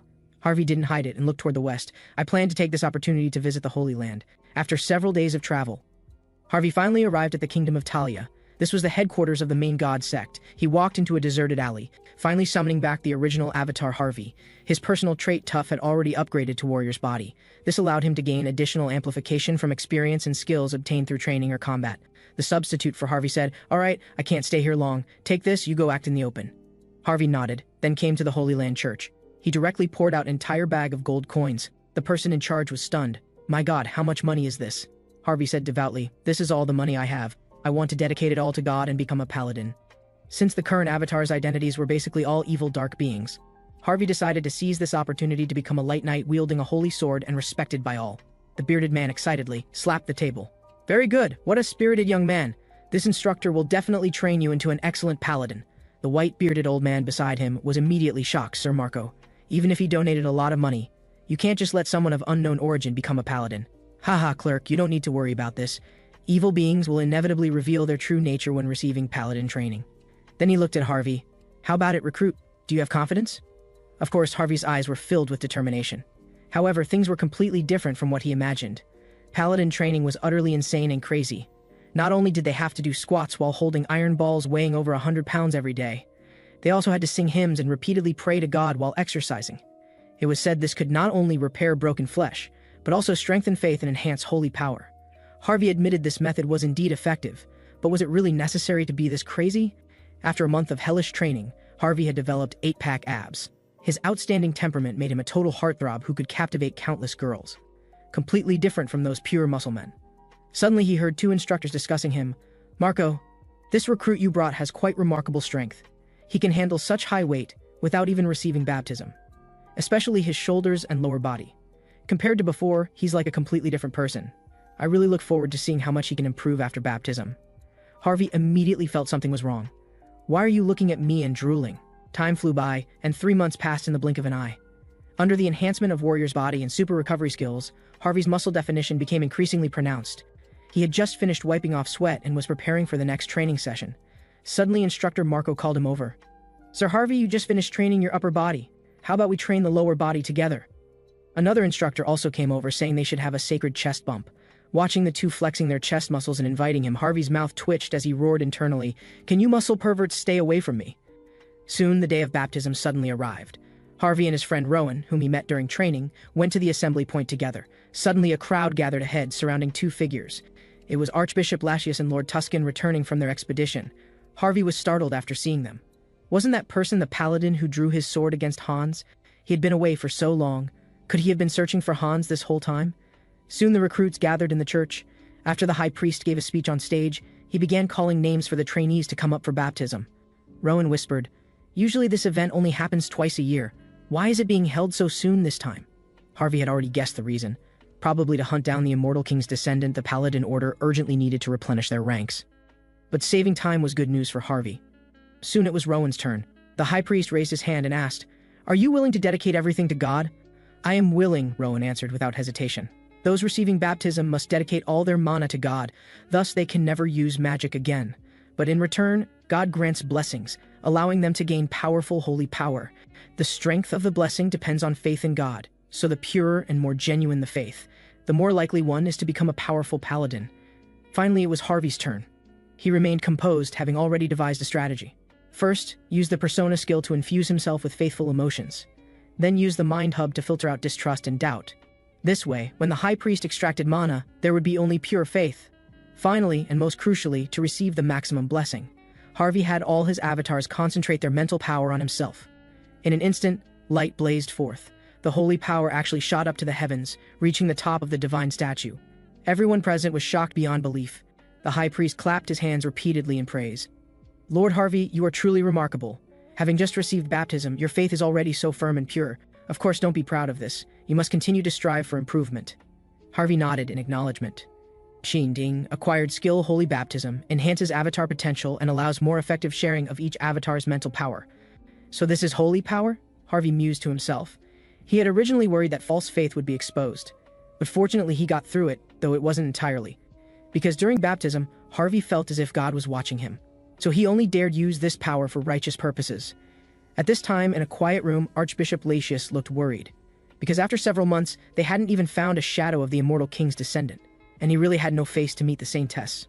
Also, Support from the kingdom of Talia couldn't be counted on, because vampire forces infiltrating the kingdom were interfering. And during the pursuit of the immortal king, conflicts with vampire families and the Vow of the Abyss were too great. Plus, the expedition team had no results for so long, so the kingdom of Talia took the opportunity to apply political pressure. Latius said helplessly, "Have all the expedition teams return?" Tuscan nodded heavily. Now surrounded by enemies and severely lacking in combat power, he didn't know what to do either, so he also sighed as he walked out. Suddenly, the sound of clashing metal rang out from downstairs. Tuscan looked down. It turned out to be newly appointed paladins sparring in the dueling ground. The two dueling were Rowan and Harvey. Seeing an opening in his opponent, Rowan immediately thrust with his spear. Harvey was instantly hit in the abdomen. However, Harvey didn't make a sound and directly struck back with an elbow. Rowan obviously didn't expect this and was defeated. Ding, through repeated training and development, acquired skill Paladin's combat technique. Under the combination of super recovery and holy power, Harvey's wound quickly healed. Rowan was helped up and asked, "You deliberately let me hit you, didn't you? What a brilliant surprise attack." Harvey smiled, but he felt it wasn't enough. To grow further, he had to seek new breakthroughs. Just then, a steady voice sounded from behind. "Judging purely by holy power, you've indeed reached the level of an instructor or senior paladin. But to truly become a paladin, you're still too inexperienced." Harvey turned in surprise, Lord Tuscan. The latter walked closer step by step and extended his hand. "You should know this yourself. I will make you stronger. So would you like to come with me to the Roselia Grand Church?" Everyone was shocked by these words. Harvey even doubted if he had heard wrong. "What? Are you unwilling?" Harvey came to his senses and quickly said, "No, of course I want to go," Tuscan said. "Then come with me. We're leaving immediately." Harvey wanted to say he needed time to pack, but Tuscan replied, "Such trivial matters can be handled by sending someone to collect them." He patted Harvey's shoulder. "I understand you're panicked by being summoned so suddenly. When we reach the Grand Church, I'll explain everything to you." As he spoke, light flared and the teleportation array activated. When his vision cleared again, what came into view was a magnificent and imposing palace. Harvey looked around nervously, because this was the most core location of the main god sect, located at the center of the continent. Even the Pope and Saintess lived here. The interior was luxuriously decorated and filled with sacred atmosphere. The two waited quietly in the great hall for a moment. A gentle voice suddenly rang out, "Tuscan and Lord Harvey, thank you for coming such a long way." Tuscan immediately bowed upon hearing this. "Greetings, Saintess." Harvey did the same. He was extremely excited inside, because this was the best place for cultivation. He would become a respected paladin under the guidance of holy light. Meanwhile, Hans hadn't been idle either. He discovered a human trafficking organization and completely eradicated it. He even accidentally became famous online, but what made Hans curious was, those thugs kept muttering about something called Skybreakers. It seemed to be the villain organization he had been looking for. But after soul-searching and interrogation, there were no clues, which immediately piqued Hans's interest. But he wasn't in a hurry. He'd find out eventually by continuing his cleanup. For now, he should go settle the money earned this time. Because Hans had seized quite a few valuable items this time, but selling them openly would inevitably attract police investigation. So he used his network to find an underground trading post and arranged for Harvey's previous substitute to handle it. To distinguish them, let's call him Harden, that vampire avatar. The location was a game arcade. There was just one clerk inside. Harden got straight to the point, "I want to sell some things." The other person frowned, "You've come to the wrong place. We're not a pawn shop." But Harden directly opened his bag and poured out the contents. "Is that so? But I heard this place loves this kind of stuff the most." Seeing the human trafficking group's badges, the clerk was shocked. Didn't they get wiped out by some masked maniac? Harden didn't explain but coldly said, "I'm just asking if you'll take them." Those eerie red pupils stared at the clerk, making him shiver. He hurriedly said, "Just go through the back door and downstairs." Harden entered the secret room through the hidden passage. A masked staff member was already waiting for him. Harden asked directly, "I don't want cash. Can I exchange for something else?" After the other party verified the goods were genuine, he asked, "What do you want?" Harden thought for a moment. "Lottery tickets." This would also explain the source of the money. Seeing that Harden didn't care about the high handling fees at all, the other party checked on the computer. "There's a 140 million prize with 4 months left to claim. Is that okay?" Harden nodded, "No problem. Prepare 2 tickets for me." However, the other party shook his head. "Sorry, with what you've paid now, you can't exchange for that much." Harden smiled mysteriously. "Is this enough?" Seeing him produce 3 gold ingots like magic. The staff member was amazed. "Brother, you're incredible. Is that a subspace item? Where did you get it?" Seeing the other party grab his wrist and not let go, Harden immediately became displeased, and a thick killing intent spread. The staff member was startled. Realizing his impropriety, he quickly withdrew his hand and stopped talking. "Good. Remember not to ask what you shouldn't ask. We'll be seeing each other often. Complete the transaction quickly." Then Harden left the underground trading post. He walked down the street holding 2 first-prize lottery tickets worth 100 million each. In an excellent mood, especially enjoying the pleasant evening breeze. This street had originally been unsettled due to the human trafficking group, but after Hans eliminated them, it had regained much of its vitality. Thinking that this peace was brought by himself, Hardin felt a sense of accomplishment, but suddenly a low voice sounded from behind, "Where are you from?" Hardin turned around in shock to find a red-haired man had somehow appeared behind him. Seeing Hardin's wariness, the other party said, "Don't be nervous. I just want to chat with you." Hardin thought he was a stalker or pervert and shouted, "What do you want?" But the other party's next words made his heart shake. "You're a vampire, aren't you?" "Actually, I am too. Level 6. From the Dotmere dimension. What's your name and when did you return to Earth?" Hardin was shocked, not knowing what the other party was planning. He prepared to give random answers and then escape. But he found his body was like being hit with a paralysis spell, and he truthfully told everything. Hardin's expression changed drastically. This was bad. It was mental control type ability. But the other party didn't attack again, instead introducing himself. "I'm Gamma, a member of Earth's vampire organization, the Blood Alliance. I'm responsible for recruiting vampires like you who haven't been back to Earth long." Hardin took the business card and examined it carefully. He didn't expect such an organization to exist. Gamma shrugged. "Sigh, no choice. To survive, we have to unite." Hardin asked curiously, "What did you mean by level earlier?" Gamma said. "Getting interested? This isn't a good place to chat. Let me take you to see for yourself." Gamma pressed his car keys. A red sports car on the roadside immediately roared to life. Hardin was amazed. Then the two got in the car and drove away, completely unaware that 3 figures in the distance had been watching them. The leading woman spoke a few words into her earpiece and quickly followed. Before long, Hardin was brought to a secluded building.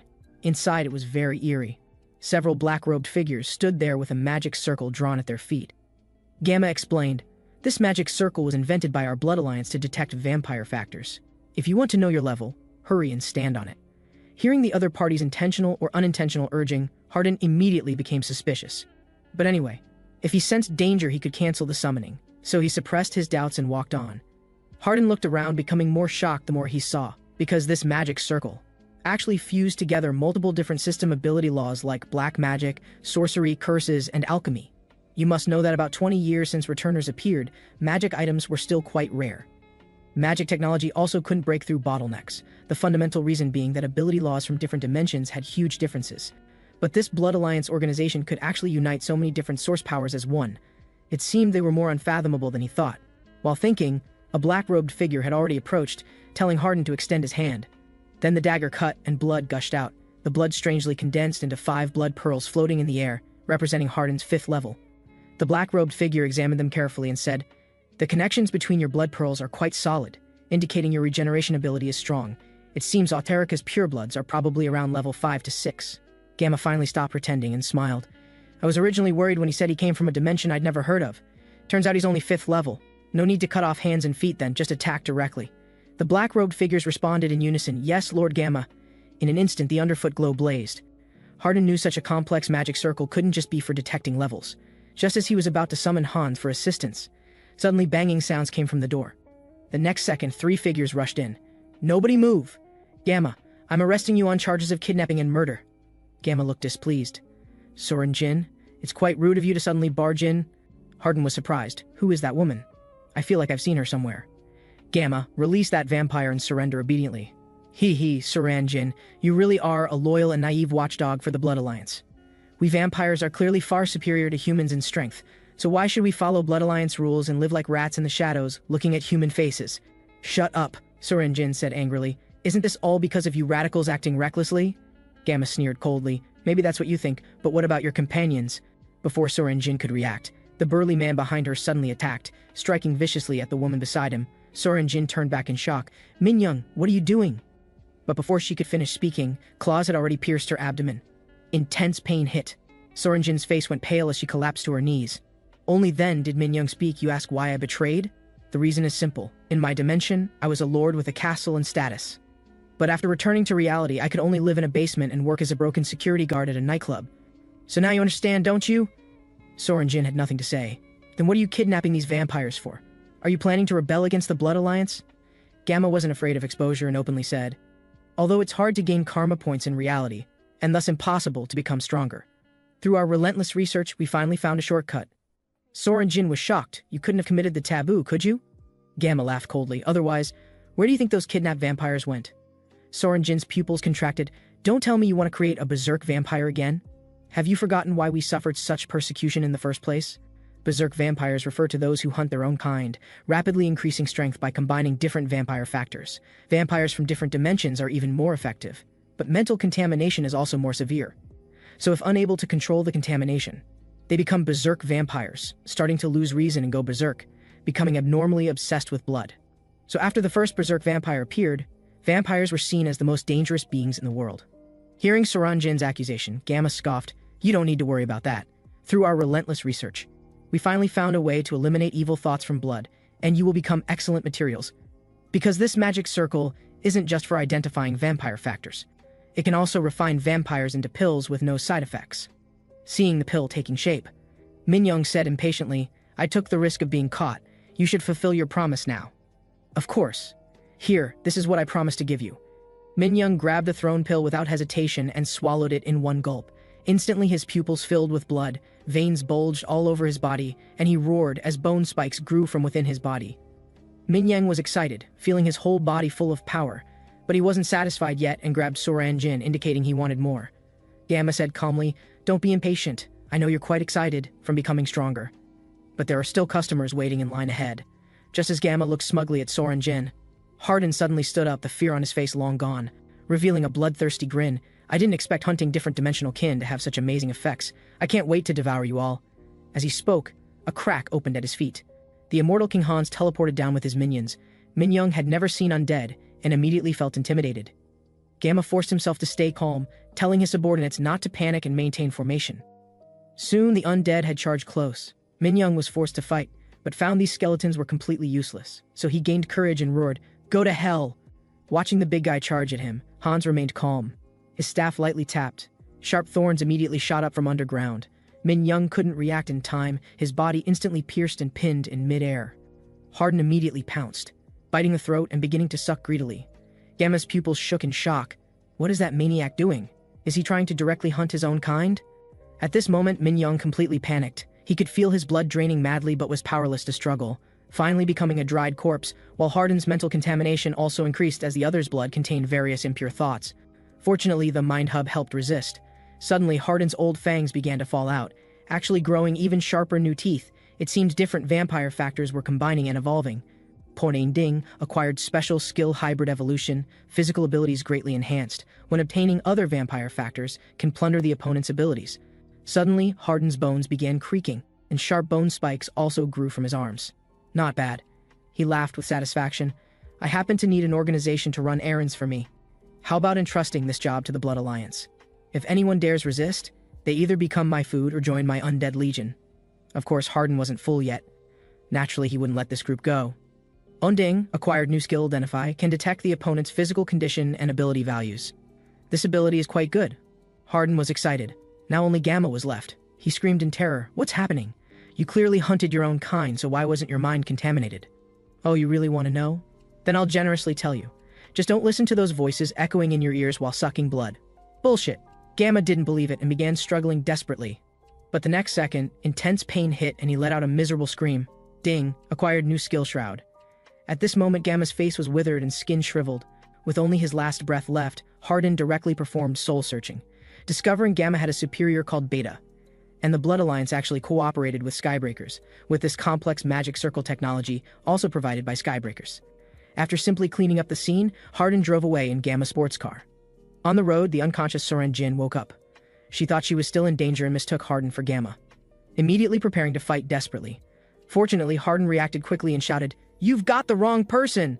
Only then did Seonghyeon see clearly it was the kidnapped vampire.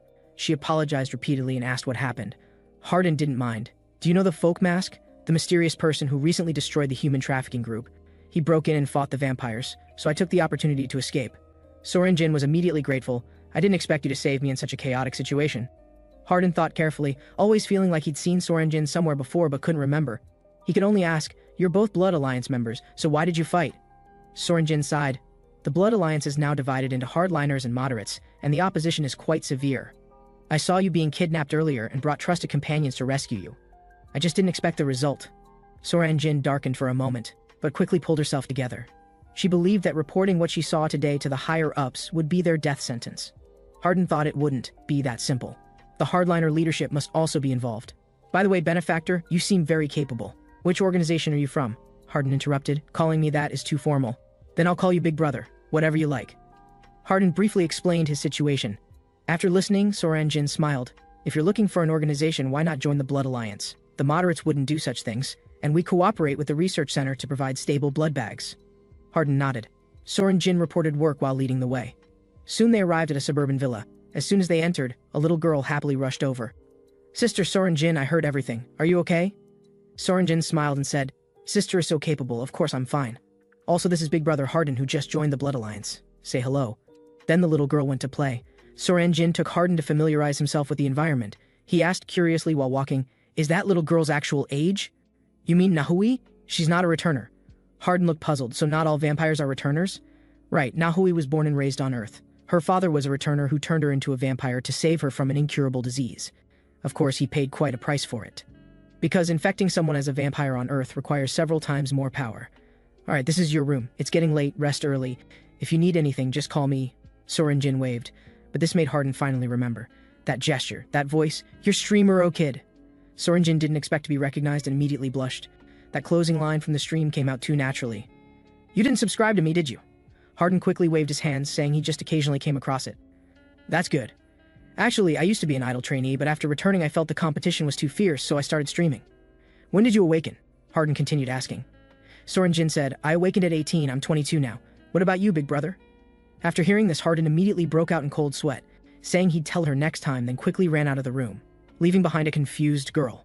Hardin stood behind the door breathing heavily. He always thought Seonghyeon was younger than him. Turns out she was 2 years older.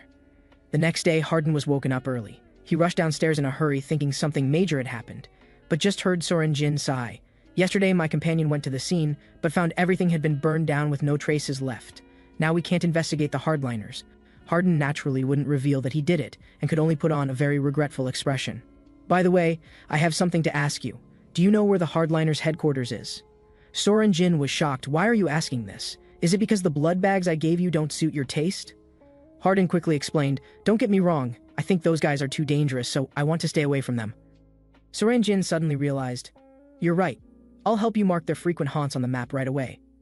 Soon, Seonghyeon handed the phone back to Hardin. I'm going to make breakfast. Do you want some? Hardin quickly waved his hand, indicating, I just checked. There are many good restaurants nearby. Don't trouble yourself.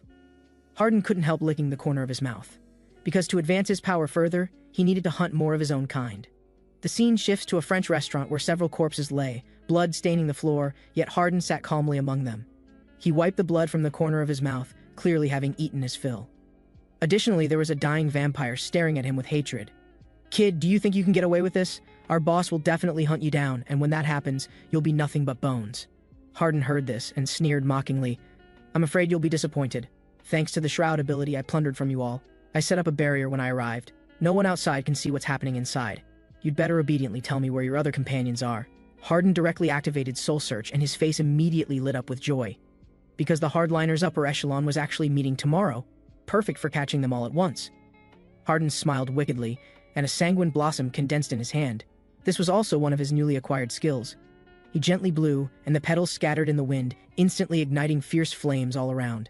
These flames would continue, burning until he allowed them to stop. Combined with the skill shroud that could mask magical traces, it was perfect for destroying evidence. This way, he didn't need to worry about being tracked. Hardin was about to leave, when suddenly his heart tightened. This feeling, it seems like my body is about to evolve again. As he spoke, Hardin's bones cracked throughout his body, veins bulging one by one. Ding, Bloodkin Pure Blood evolved to True Blood. Acquired skill Bloodstream Surge. Individual recovery rate has exceeded limits. Skill regeneration evolved to Super Regeneration. After the breakthrough, Hardin's appearance changed slightly, but what he cared most about was his newly acquired ability. He didn't hesitate to stab his wrist, instantly causing blood to gush out, but it quickly flowed back in, and even the wound healed without a trace. Hardin's face lit up with joy. With the Blood Clan's control over blood, plus Super Regeneration, it's practically invincible. As long as there's blood to absorb and recover during battle, wouldn't I essentially have an immortal body? Hardin couldn't help but fantasize, if true blood is this powerful, how strong must sacred blood be? Soon night fell, and Hardin, who had wandered around all day, finally returned. He had something to discuss with Seonghyeon, but forgot to knock and just walked in. Unexpectedly, she was live streaming. Their eyes met. Seonghyeon instantly turned red with embarrassment, frantically shutting off the live stream, then scolded Harden harshly before calming down. "Speak up, what's the matter?" "Actually, I received a letter addressed to you." Seonghyeon took it and opened it, discovering it contained photos documenting the hardliners' crimes. She was both surprised and delighted. Although she didn't know who sent this letter, this style of operation was very similar to the folk mask, but she didn't know him at all. Why would he help her? Just as Seonghyeon felt puzzled, she inexplicably thought of Harden. At this moment, Hans and Harden had already arrived near the hardliners' headquarters. Learning they were meeting to discuss how to deal with him, he scoffed disdainfully, perfect timing to catch them all at once. As he spoke, Harden had already activated his identify skill. The villa was covered with an invisible barrier, but he ignored the obstruction, his gaze penetrating the barrier to see the interior. Several figures sat around a long table, all quite powerful. "All right, let's begin the operation. Hans, hide in my shadow first." Harden leaped down directly, crashing through the window.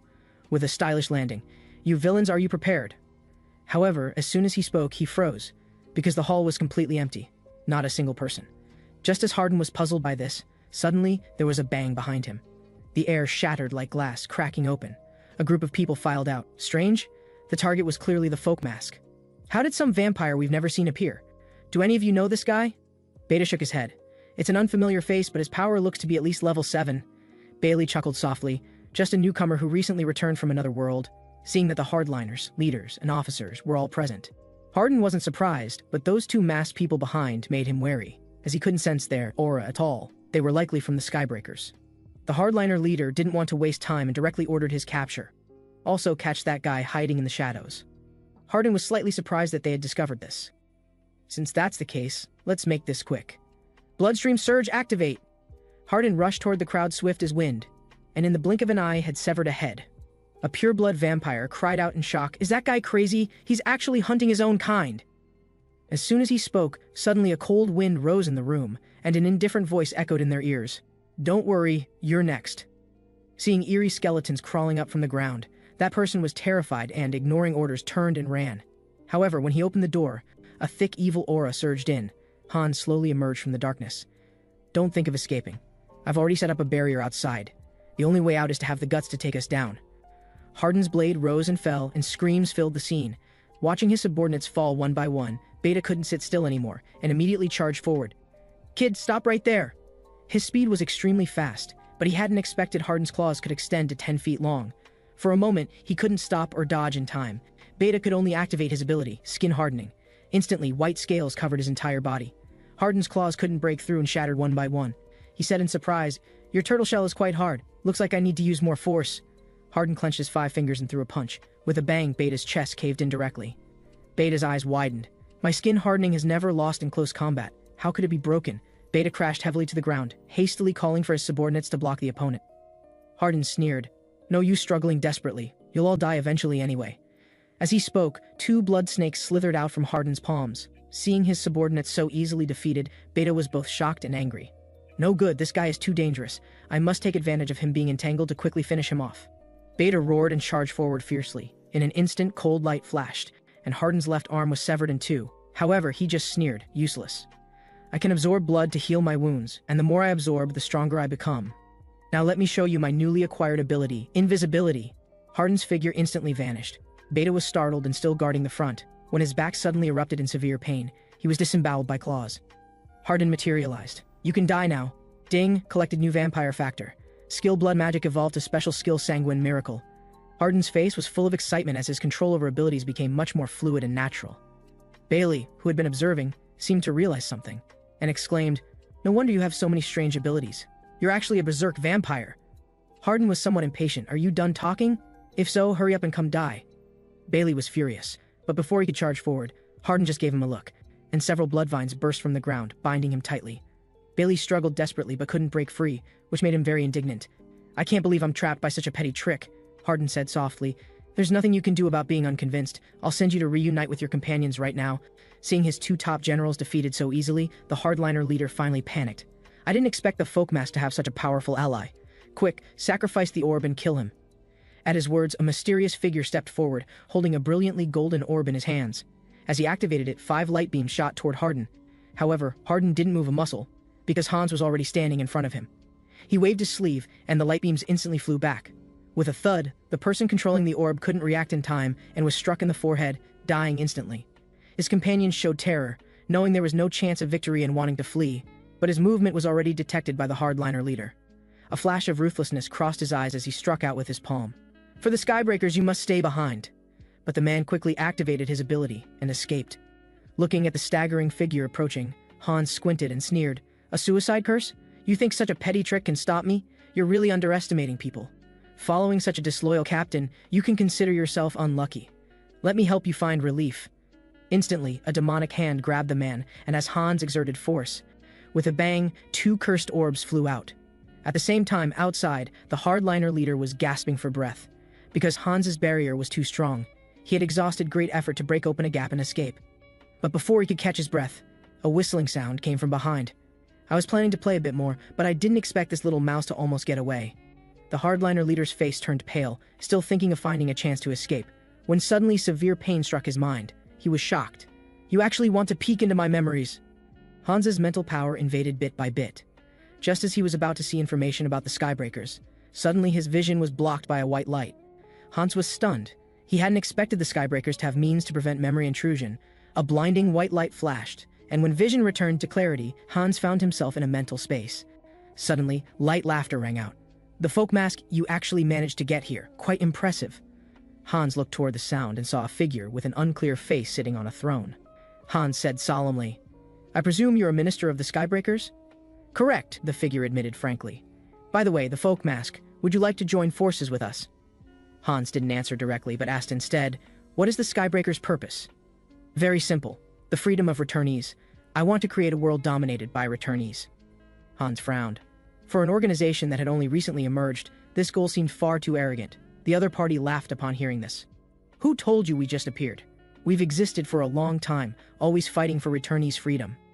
Hearing this, Hans instantly thought of something and couldn't help asking, "You mean, those terrorist attacks from before were all you're doing?" He almost roared the last sentence. Ding, warning, Mind Hub is controlling emotions. However, the other party maintained that detached, mocking attitude.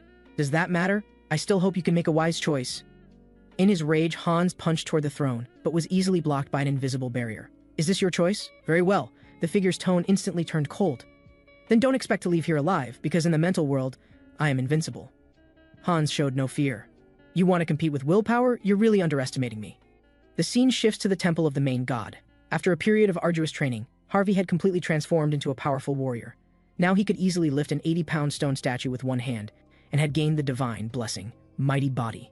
His sacred power had advanced by leaps and bounds, reaching high priest level, already qualifying him to become a holy knight.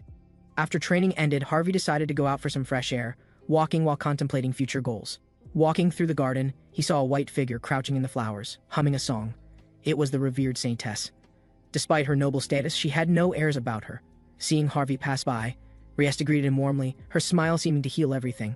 Only the light she emanated was too dazzling, forcing Harvey to squint as he greeted her. "Saintess, are you admiring the flowers?" "No, I'm catching ladybugs. Their colors are so bright and cute, I got so absorbed watching them I forgot the time." As she spoke, her gaze swept over Harvey, and she paused slightly, then praised sincerely. "Harvey, congratulations on finally receiving divine blessing." Harvey quickly responded modestly with a smile, thinking to himself that she truly deserved to be the holy lady. She saw through him at a glance. At this moment, a long bell tolled. Riesta knew it was time for worship. She smiled and asked Harvey, "Would you like to go to the church together?" Harvey immediately nodded in agreement. Having lived here for some time, Harvey finally understood why the saintess harbored such deep obsession toward Hans. Because in the past, the first generation Immortal King had turned half the continent into a land of death.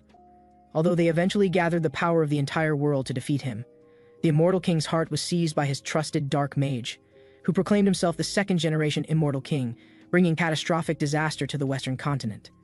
Though the heart was ultimately destroyed by a knight chosen by the main god, it split into 3 fragments scattered across the continent, becoming an eternal threat. Every time the Immortal King caused disasters, the main god's church always charged to the front lines. As the saintess, she understood better than anyone the tragic sacrifices involved.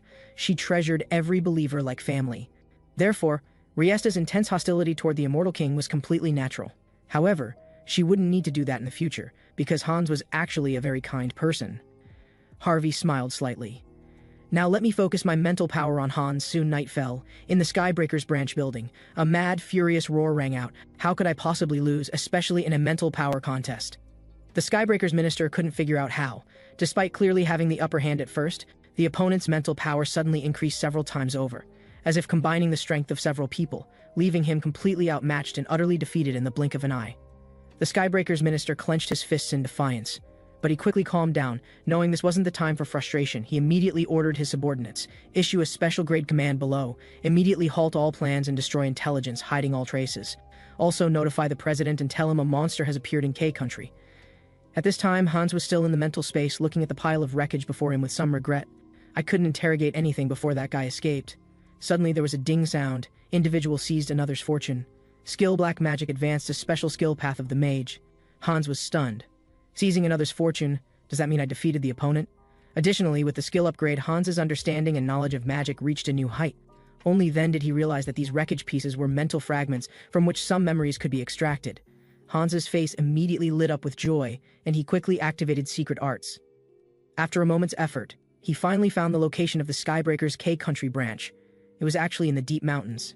He immediately transformed into a black shadow and sped away.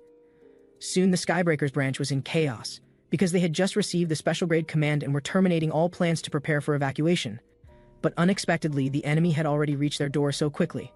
And it was just one person, yet his power was monstrous. Seeing people holding documents one by one, Hans sneered, so eager to destroy evidence? Let me take a good look at exactly how many heinous crimes you've committed. Hans sneered, so eager to destroy evidence? Let me take a good look at exactly how many heinous crimes you've committed. Hans snatched the files. The more he read, the angrier he became, and the demonic aura around him trembled violently, beyond control. Finally, he could no longer suppress it and said word by word, Skybreakers, you ruined my life. Today I will slaughter you all, leaving none alive to resolve the hatred in my heart. It turned out that the terrorist attack that cost him his legs and family, which Seonghyeon Han had thought was an accident, was actually orchestrated by the Skybreakers. Though Seonghyeon Han was furious beyond measure, he also knew the Skybreakers were far more complex than they appeared. To overthrow them, he needed to build up his forces. The fastest method depended on Harden, because he had gained a heaven-defying skill that could refine his own blood into blood essence, and implant it into other vampires to strengthen their vampire factors. Not only would subordinates, recruited this way, gain tremendous power, if they dared betray him, their life and death would be in a single thought. Subsequently, Harden began the first phase of his plan.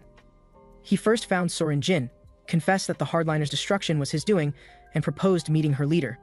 After hearing this, Seonghyeon looked incredulous and said she needed to report to higher-ups for confirmation. Harden interrupted, "No need for such trouble, I'll prove it to you right now." His aura erupted around him, magnificent blood energy surging like tremendous waves. Seonghyeon was immediately shocked. She knew Harden was powerful, but hadn't expected him to be this strong. His power had nearly reached level 8. After a long while, Harden finally met the leader of the Blood Alliance's moderate faction. Unexpectedly, it was a woman. Mr. Harden, truly a young hero. Not only did you single-handedly sweep away the hardliners, now you even want to subdue all the hardliner remnants. Hearing the implications in her words, Harden didn't beat around the bush and said directly, "My purpose is simply to maintain peace and order, and eliminate all those connected to the Skybreakers." Seeing the other party remain silent, seemingly considering something, Harden thought to himself that indeed it wouldn't be so easy to agree. He was already prepared to be refused and ready to resort to force directly, when the other party suddenly agreed. Harden couldn't help but ask curiously, "What did you base your decision on to agree so quickly?" "Of course, confidence in myself. I'll help you recover the hardliners." The moderate faction leader smiled slightly. "Soren, from now on you'll assist Mr. Harden and serve as a bridge between us." Suddenly being called upon, Seonghyeon looked completely bewildered, while this suited Harden perfectly. "Alright, now we should discuss how you want to recover the hardliners and the newly formed neutral faction." After an hour of conversation, it finally ended. Back at their residence, Harden looked at the anxious Seonghyeon and asked, "Are you ready?" She took a deep breath and nodded firmly with determined eyes. "Yes." "Then don't move." Harden flicked his finger, and instantly a blood essence drilled into her body. Seonghyeon's pupils dilated dramatically. She could feel the refined blood essence entering her body, her blood beginning to boil continuously, her muscles and bones undergoing transformation. Her entire body felt reborn. Seonghyeon was overjoyed. Her power had increased by a full 30%. Harden nodded slightly, roughly understanding the enhancement level of refined blood essence, and Seonghyeon also recovered from her excitement. "Monarch, what should we do next?" Harden was startled. "Why are you calling me that?" Because now you've essentially created a new faction, so naturally you need a resounding title. Hardin suddenly realized, oh right, I'm the boss now. What name should I choose? Hardin pondered. I can grow stronger by hunting my own kind. So my vampire factors are quite complex, and vampires who absorb refined blood essence will also be influenced by me and mutate. Then we'll call ourselves the Heterosis from now on. Hardin made the final decision, laughing wickedly. Hardliner remnants. You guys just wait for me. I'll train you to be the most loyal dogs. Those who resist will die. 3 days had passed since Hardin established his faction. Although progress was smooth, Seonghyeon Han still felt it was far from enough. After all, the Skybreakers were a global organization. To overthrow them, he needed to rapidly increase his power, so obtaining karma was crucial. But this required causing massive impact in another world, such as war or terrorist attacks. However, Seonghyeon Han immediately rejected these ideas, because he would never do anything that harmed innocents, so he had no good strategy for the moment. But while organizing his things, Seonghyeon Han found a comic book. Its contents deeply inspired him, and a bold plan instantly formed. He would play a grand game of chess. First, let Hans play the evil demon king threatening humanity and gather corrupt nobles to form an evil force. Then let Harvey take the stage, punish the evil organization, and become a people's hero. This way, he could both eliminate parasites and gain karma, killing 2 birds with 1 stone. Seonghyeon Han's face lit up with wild joy. Harley, it's your turn to take the stage. This was Seonghyeon Han's 4th avatar, unique perk, adaptability. He had been summoned a month ago, but they couldn't find a good way to maximize his abilities. So Seonghyeon Han let him stay home to train his physique. But now the time has come, because Hans discovered a laboratory beneath the Skybreakers branch, filled with experimental subjects. They seemed to be attempting to graft demon bodies onto humans. However, Hans wasn't interested in that. His goal for this mission was singular: to obtain dragon blood, because Harry's trait is adaptability. This means his abilities in all aspects far exceed those of ordinary people. So if Harry could fuse with dragon blood and acquire the powerful genes of the dragon race, he would surely become the strongest human life form. Hans then moved the entire laboratory into another world. He placed it deep in the mountains and forests, setting up multiple barriers around it, but unexpectedly, the Saintess still vaguely sensed it. Under the gloomy sky, continuous drizzle fell, yet Riesta seemed oblivious as she gazed into the distance. Seeing this, Harvey hurriedly came over with an umbrella. Saintess, do you have some great worry? Seeing Harvey, Riesta shook her head. It's nothing particularly special. I just feel like something big is going to happen recently. My chest feels blocked and stuffy. Harvey was stunned for a moment before speaking to console her. If you keep getting rained on like this, you'll catch cold. Let's go back. Hearing this, Riesta hummed in agreement. Meanwhile, Hans's experiment was also proceeding in secret. A week passed in the blink of an eye, and Harvey finally reached the day of his appointment. Inside the sacred church, every seat was occupied. The archbishop stood before the divine statue and loudly questioned, Harvey, are you willing to become a paladin of the divine order and protect those innocent people? Harvey replied resolutely, I am willing. Good. Then from today forth, I hereby appoint you as a paladin of the divine order. Ding. Individual has gained enlightenment, acquired special skill, leaped the moment the cross necklace was placed on him. A dazzling holy light suddenly burst forth. The believers exclaimed in amazement, to bestow a blessing during the appointment ceremony. This is the favor and protection of the Lord God. At this moment, Harvey could clearly sense, just like during the last baptism, that God was watching him. The gaze lingered for quite some time, which puzzled him somewhat. Could it be that God has discovered I'm not from this world? Whatever, never mind that. Let me check the blessing first. Harvey opened his system panel and found that the leap skill could traverse space, equivalent to teleportation. And there were no restrictions on usage frequency or distance, meaning as long as his divine power was sufficient, he could use it infinitely. Harvey was overjoyed. Truly worthy of God to grant me such an overpowered ability, so generous. He immediately knelt respectfully to express his deep gratitude. His devout posture also infected the surrounding believers. What an honest young man. I wonder which knight order he'll choose to join. At this time, several figures had been waiting outside. Seeing Harvey emerge, one stepped forward to congratulate him. Harvey, congratulations on officially becoming a paladin. Next, you'll be doing internships with various knight orders. These people are representatives from their respective orders here to invite you. He explained, each knight order has different primary weapons and specialties. Please choose carefully. After he finished speaking, a man with flowing hair stepped forward first. Harvey, pleased to meet you. I'm a member of the Azure Sky Knights. We specialize in spear techniques and are responsible for city wall defense. Then the second person introduced himself. I'm a member of the Sun King Knights. We serve as vanguard in battle, with high-damage greatswords as our primary weapons. Finally, a red-haired man said, I'm from the Thunderclaw Knights. We specialize in balanced sword and shield techniques responsible for city patrols and guard duty. After all three finished their introductions, they showed expectant expressions. But Harvey's words were shocking. He actually said he wanted to receive training from all the Knight Orders simultaneously. But this wasn't out of arrogance, rather. Harvey believed that with the enhancement of his traits and characteristics, he could quickly master all the martial arts of the Paladins. Suddenly, his peripheral vision shifted and he asked curiously, "Isn't that person from a Knight Order? Why hasn't she said a word?" Hearing this, the others' expressions immediately changed slightly, just as they were about to explain. The woman spoke first, because our Knight Order only accepts the elite of the elite. Her sharp gaze swept over Harvey. "Your strength isn't bad. Your divine power ranks among the top even at the high priest level. If you're curious, follow me." Harvey frowned slightly but still followed. On the way, the woman revealed some information, saying their Knight Order was responsible for guarding the most important positions in the Divine Temple. Soon, after walking for about 10 minutes, the two entered a stone chamber with a skeleton statue holding a scythe, and someone sitting at a desk below. Harvey looked carefully and his expression changed. That cloak and mask belonged to a heretical inquisitor. Behind him, the woman spoke calmly. "Our Knight Order's evaluation standard is simple. Just clearly recite the text on the divine statue." Cold sweat broke out on Harvey's forehead. "Damn, this isn't a trap, is it? What if my identity is exposed?" He feigned displeasure. "What do you mean? Are you questioning my faith in God?" The woman frowned slightly. "This is just a procedure. Do you have some reason why you can't recite it?" Harvey bit his teeth helplessly and decided to go all out.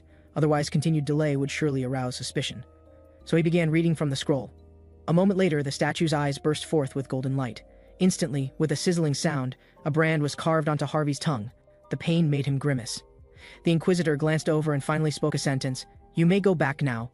Harvey breathed a sigh of relief and left the stone chamber, unable to help asking, "Were you worried about leaking secrets just now, so you placed a restriction on me?" Hearing this, the woman couldn't help but smile. "How can you call that a restriction? It's clearly a blessing of silence." Harvey rolled his eyes, thinking to himself, "Like hell, I believe you."